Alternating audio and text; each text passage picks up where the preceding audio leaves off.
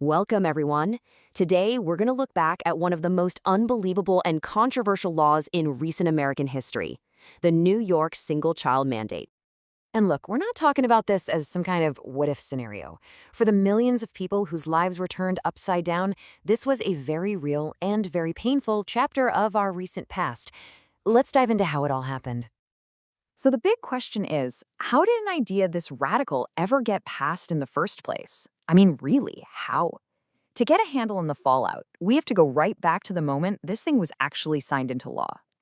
The idea itself was, well, it was as simple as it was absolutely shocking.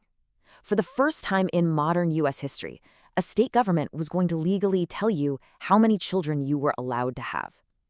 Just think about that. The government stepping right into the most personal part of its citizens' lives. Now, what's just wild about all of this is the history. The roadmap for this kind of disaster was already out there for everyone to see. China's one-child policy, the aging population, the labor shortages, the incredible social trauma, it was all documented and studied for years. And yet somehow, in 2026, those warnings were just ignored. The reaction to the mandate, well, it wasn't a slow burn, not at all. It was an explosion. The second that law was signed, the state erupted in fierce legal battles and massive civil unrest. Immediately, the law was hit with a tidal wave of legal challenges. Everyone saw it as a direct attack on basic American freedoms. The courts were flooded with lawsuits arguing that this thing violated the constitutional right to privacy, the right to build your own family, principles that had been protected for generations. And this quote just cuts right to the heart of it, doesn't it? This wasn't some abstract legal fight about constitutional law for most people. No, this was deeply, deeply personal. It was about the fundamental right to have a family without the government looking over your shoulder. The very social fabric of New York was just torn to shreds. We're talking thousands and thousands of people hitting the streets day after day. This wasn't some fringe movement. It was a mainstream uprising that completely and permanently redrew the state's political map. So, okay, that's the big picture. But what did this actually mean for regular people, day to day? How in the world did the state enforce a law that reached right into the family home? The state's enforcement system was chillingly effective.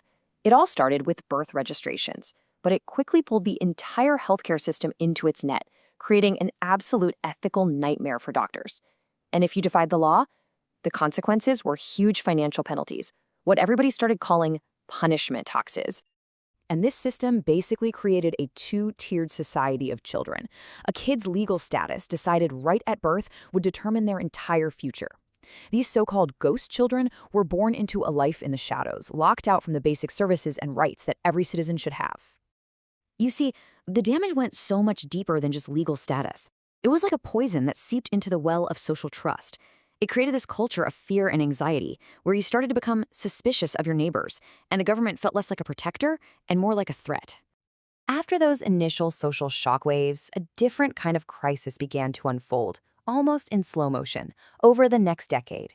And the economic and demographic problems, they were exactly what history had been screaming was going to happen. I mean, the data here is just devastating. It's unequivocal.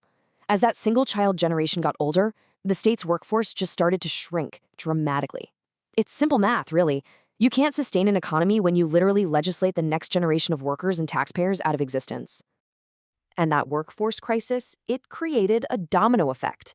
With fewer young people paying into the system and a growing elderly population needing support, the social safety nets were strained to the absolute breaking point. The burden on the workers who were left shot up by almost half. And beyond all the economic numbers, you have the human toll on an entire generation.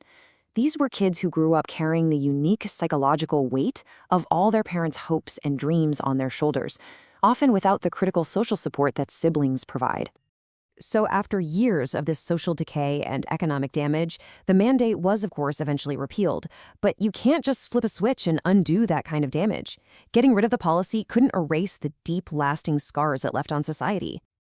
This table, it's really the final report card on the whole experiment. And it just shows a cascading failure across the board. It wasn't one single problem. It was a total systemic breakdown that hit everything from the economy to the family unit itself. Ultimately, the story of the New York single-child mandate is one of the starkest cautionary tales you could imagine.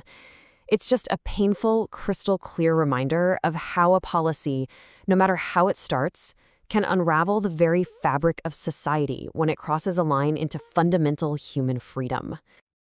And so we're left with this central, nagging question that this whole history forces us to confront. It's a question about that line between the public good and personal liberty, a line that, as this story shows us, is incredibly perilous to cross.